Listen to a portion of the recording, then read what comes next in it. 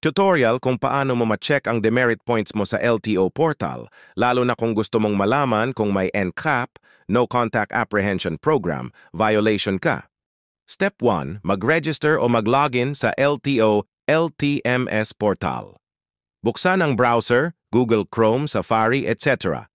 Pumunta sa portal.lto.gov H3. Kung may account ka na, mag-login gamit ang username at password mo. 4. Kung wala pa, mag-sign up ka muna. Ihanda ang valid email address, mobile number, driver's license, details.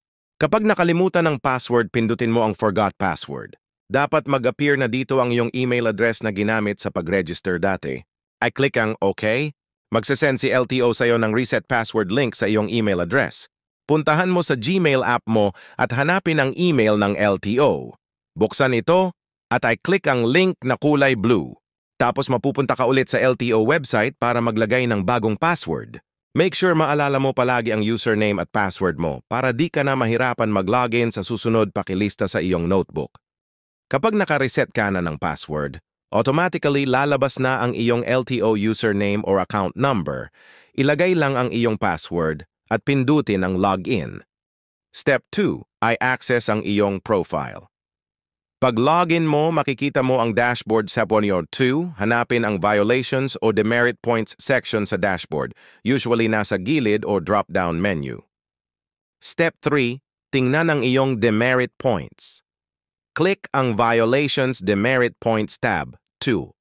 Lalabas doon kung may nakarecord na violations o demerit points sa license mo. 3.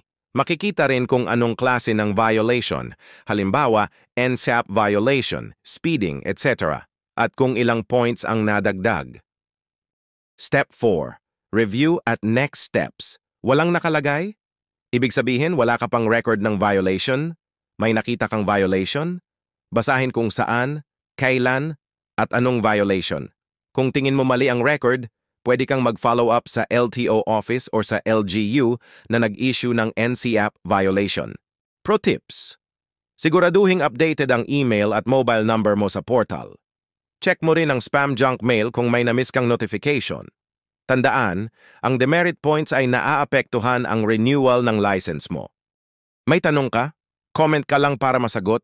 Please follow and subscribe sa aking account. John Ryan Magalona, nagtuturo ako ng mga tutorials.